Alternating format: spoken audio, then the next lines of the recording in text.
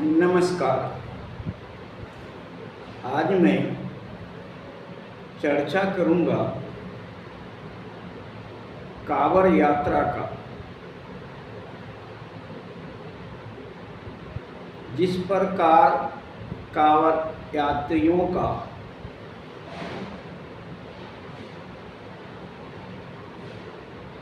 संघर्ष देखा गया,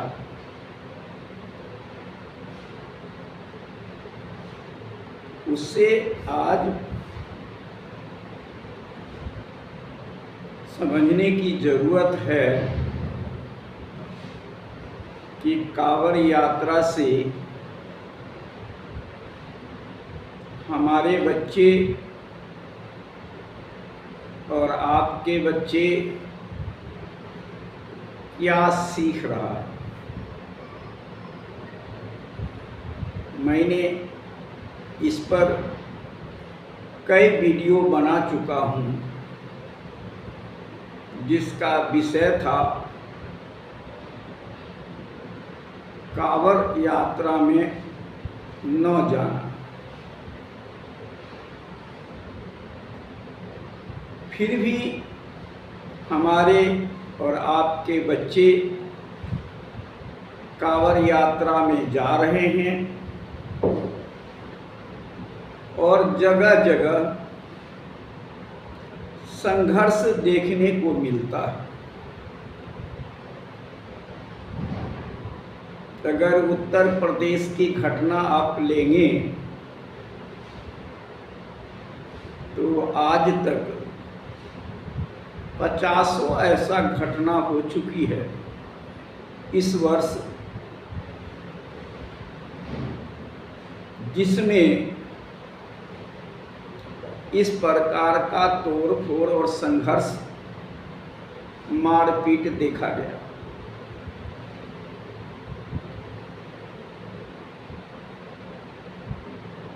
ज़्यादातर बच्चे, स्कूली बच्चे कांवड़ यात्रा में जाते हैं।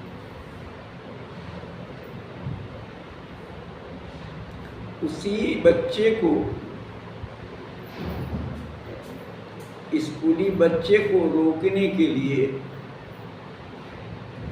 उत्तर प्रदेश का स्कूल में एक टीचर ने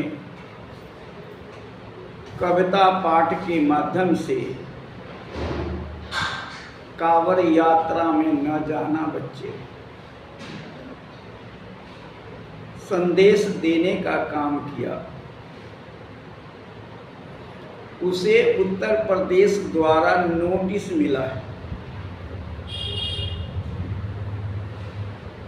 कि यह धर्म के जो ठेकेदार हैं,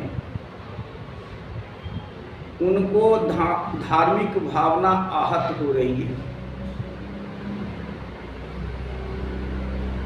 लेकिन जो सरकार की क्षति हो रही है, जो पब्लिक की क्षति हो रही है, उससे सरकार की भावना आहत नहीं होती।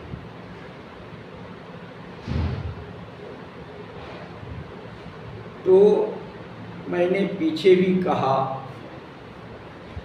कि आज सरकार का मंशा ठीक नहीं है।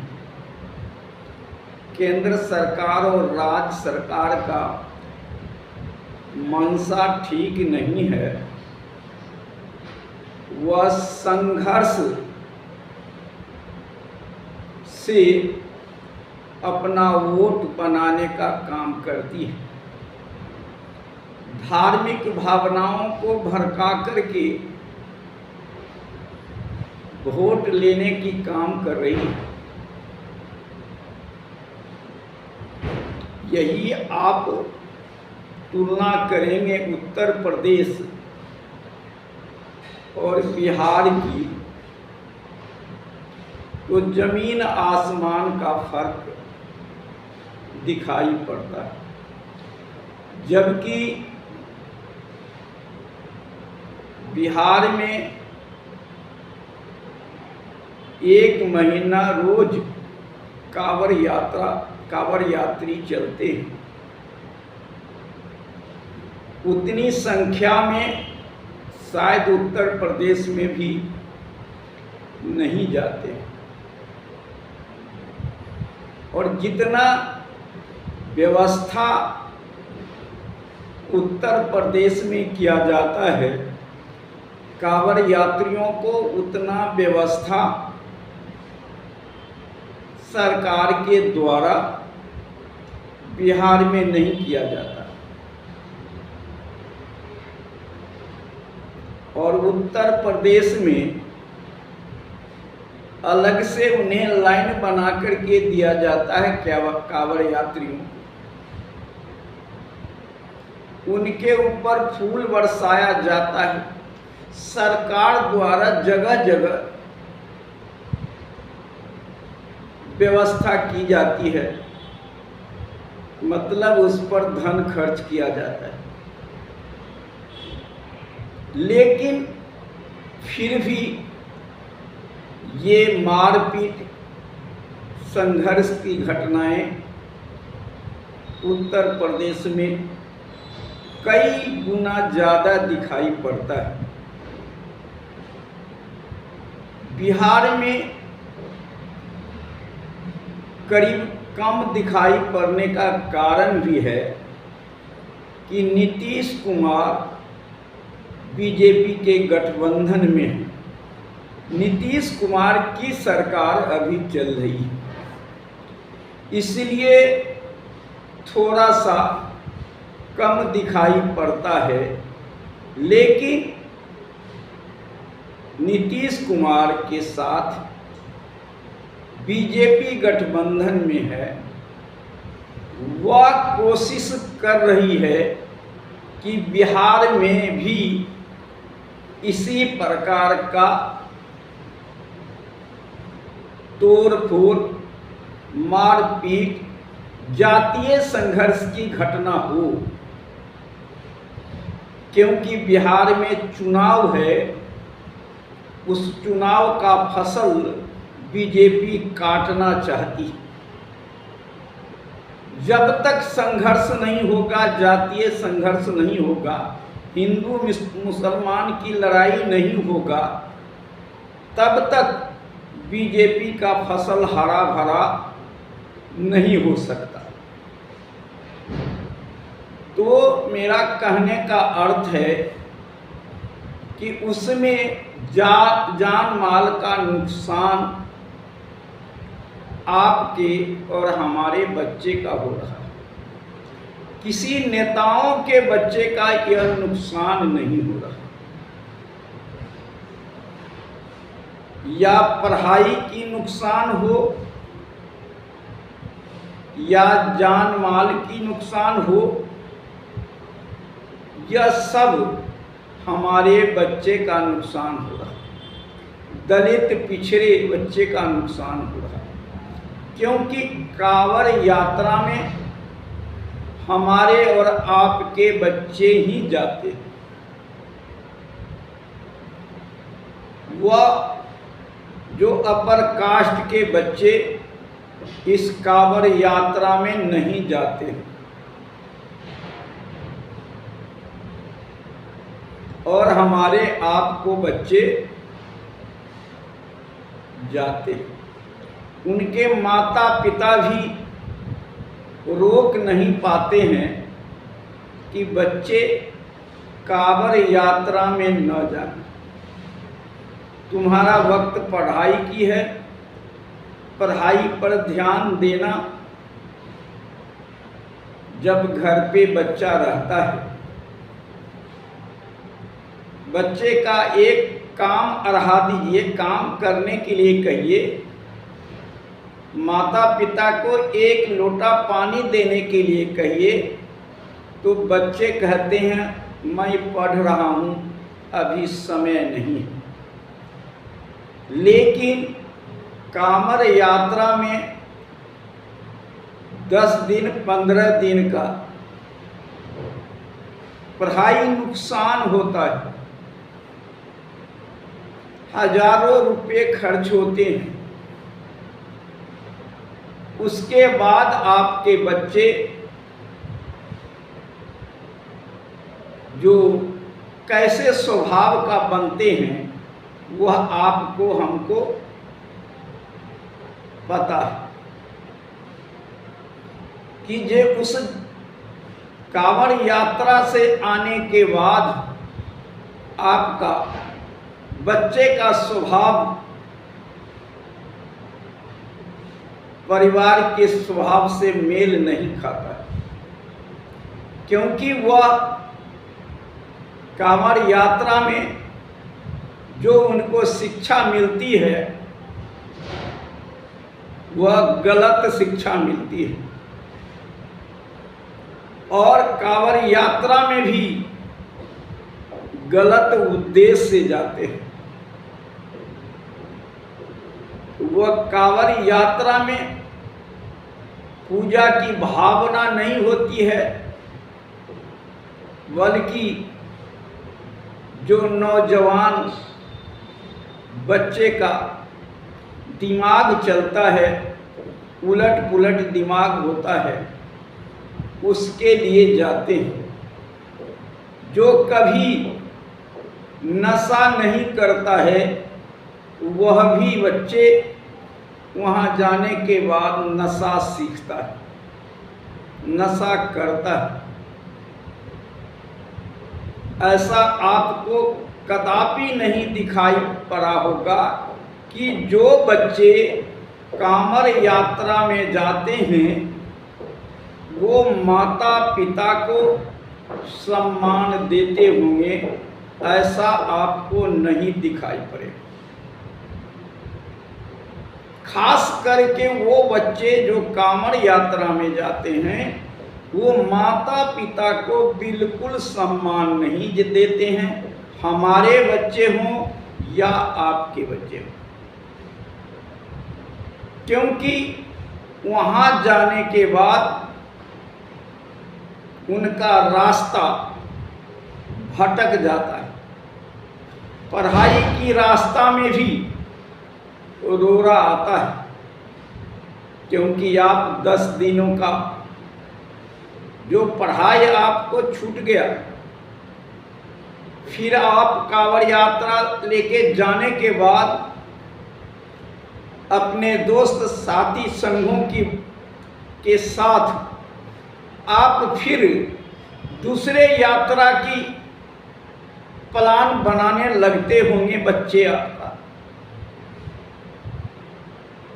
आज बच्चे हरिद्वार जा रहा है तो कभी काशी प्रयाग जाएगा, कभी मथुरा जाएगा, ये उनका स्वभाव बन जाता है और बच्चे पढ़ाई से बिल्कुल दूर होते जाते हैं,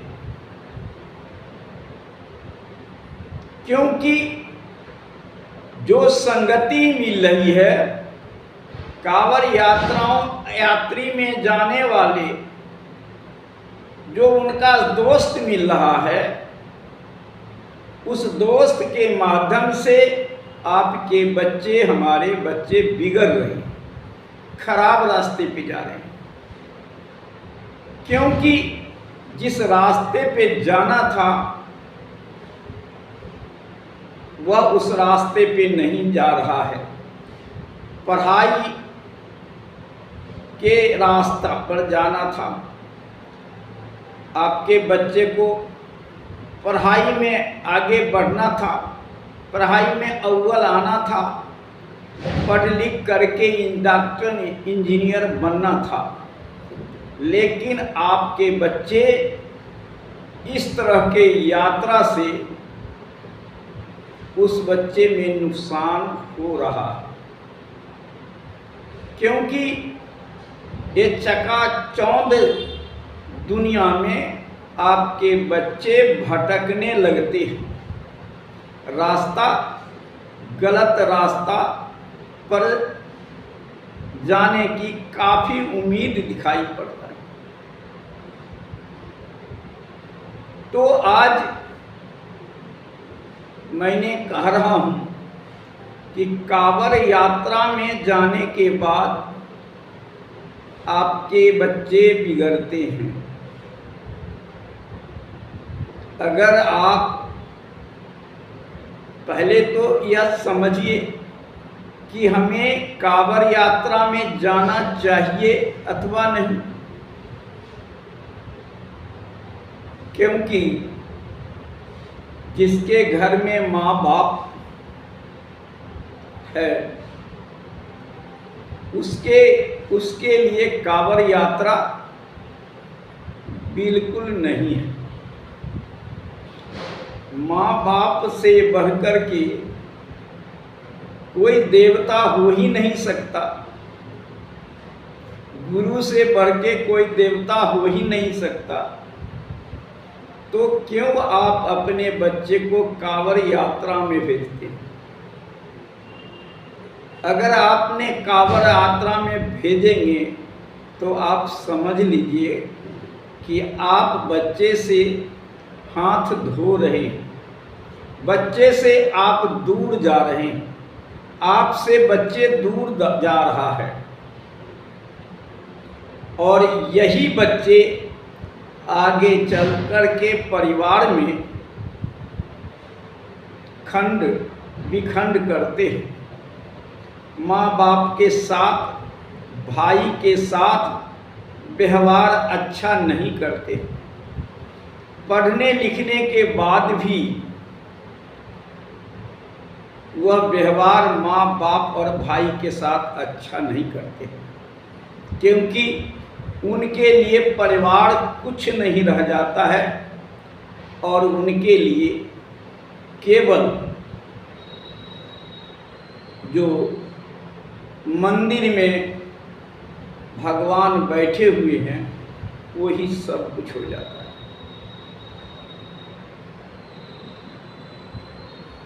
तो आज बच्चे को आपको क्या शिक्षा देना चाहिए, क्या दे रहे हैं? और सरकार से आप आशा तो नहीं कीजिए। सरकार आपके बच्चे को बिल्कुल गलत रास्ते पर ले जा रहा है। सरकार अपने वोट बैंक के लिए बच्चे को गलत रास्ते पे ले जा रहा है। इस सरकार से कोई उम्मीद भी नहीं कर सकते जो सरकार बच्चे को शिक्षा को छीन रहा है, स्कूल को छीन रहा है। उस सरकार से आप उम्मीद क्या कर सकते हैं? आप धर्म के नाम पर, आप धर्म के ऊपर इतना विश्वास कर लेते हैं, उस विश्वास से आपको पेट भरने वाला नहीं है। विश्वास और आस्था आपको पेट की रोटी नहीं दे सकता। अगर पेट की रोटी मिलेगी तो कर्म करने से मिलेगी, कर्म से मिलेगी। आज जिस राज्य में ज़्यादा धर्म की बोलबाला है, ब्राह्मण धर्म की बोलबाला है, उस राज्य को देखिए पिछड़ापन में सबसे नीचे। 56 करोड़ देवी देवता जहाँ हो, उस राज्य की हालत देखिए, उस राज्य की हालत क्या है। लोग 56 करोड़ देवी देवता में उलझ करके अपना समय और पैसा बर्बाद करते हैं, बदले में मिलता है निराशा और कुछ नहीं मिलता। और ईश्वर के ऊपर दोष देते हैं। अरे ईश्वर आपके होते तो सुनते भी, माता पिता को आपने कहते तो सुनते भी, गुरु को आपने कहते तो सुनते भी। तो आपसे आपको जहां से कुछ मिला है, जो आज आप खड़े हैं, आपके बच्चे खड़े हैं, वह माता पिता से ही मिला है। जो जमीन, मकान, घर, शिक्षा सब माता पिता और गुरु से ही मिला है। और उसी माता पिता और गुरु को छोड़ करके बच्चे कांवर यात्रा में जाते हैं शंकर के यहाँ, भोलेनाथ के यहाँ, कि हमें वो सब कुछ दे दे। शंकर और भोलेनाथ किसी का चौवन्नी भी दिया हो तो आप हमें बता सकते हैं। आज तक ना आपके पिता को दिया, ना आपके पूर्वज को दिया, ना आपको दे रहा है, ना आपको बच्चे को देगा। जिसके पास कुछ नहीं है वह कहां से देगा? जो सुनता नहीं, खाता नहीं, बोलता नहीं, वो आपको कहां से कुछ देगा? जो बोलता है, जो खाता है, उसको आप खिलाते नहीं हैं, जो कि आपको सब कुछ दे रहा है, सब कुछ देगा, आगे भी देगा। जब तक आपके पिता मृत्यु शैया पर सोते रहेंगे, तब तक वह आपके लिए ही करते रहेंगे। ऐसे माता पिता को छोड़ करके आप कांवर यात्रा में न जाएं, आपके बच्चे न जाएं। और यह बच्चे अपने साथी संगियों के साथ जा करके ऐसे हरकत करते हैं रास्ते में। किसी का गाड़ी तोड़ देते, किसी विशेष जाति के साथ छेड़छाड़ करते, मारपीट करते। उनको यह सब करने में मजा आता है। बच्चे क्या पता है। तो इस तरह के मजा लेने के लिए बच्चे को कांवर यात्रा में न भेजें। मैं पीछे भी कहा था और आज भी कह रहा हूं कि आप बच्चे के लिए स्कूल पहले है, स्कूल पहले है और बाद में सब कुछ। शिक्षा पहले है। सारा समय आज बच्चे कहते हैं कि मुझे पढ़ने के लिए समय नहीं मिलता है। माता पिता को कहते हैं मुझे पढ़ने के लिए समय नहीं मिलता है। लेकिन 15 दिन, 1 महीना कांवर यात्रा में कैसे उनको समय मिल जाता है? तो यह माता पिता को और बच्चे को भी सोचना होगा, विचार करना होगा, चिंतन करना पड़ेगा कि आपके बच्चे कहाँ जाने से अच्छा होगा। नहीं तो बाद में पछताएंगे। क्योंकि आज सत्संग के माध्यम से बहुत सारे संत महात्मा आपके बच्चे को आपको सुधार की रास्ता बताते हैं। न आप सत्संग सुनते हैं न आपके बच्चे सुनते हैं। जहाँ नाच होगा, मदारी का खेल होगा, वहाँ आप भी जाएंगे और आपके बच्चे भी जाएंगे। जहाँ सत्संग होगा वहाँ आप नहीं जाते, जाना चाहिए। जहाँ से आपके जीवन जीने की रास्ता मिलेगी वहाँ आपको जाना चाहिए, सुनना चाहिए और सुन करके विचार और तर्क करके उस रास्ते पे जाना चाहिए। तभी आपका भलाई हो सकता है, नहीं तो भलाई आपका नहीं। मैं आशा करता हूँ कि आप सब, हम सब अपने परिवार को अच्छा बनाने की व्यवस्था करें, अच्छा बनाएं और परिवार को ही मंदिर बना करके आप उसमें जो माता पिता, भाई बहन जो भी है उनको मूर्त मान करके सेवा करें, सत्कार करें, आदर करें, सम्मान दें। यही आशा कर रहा हूँ। आज इतना ही। जय हिंद, जय भारत, नमो बुद्धाय।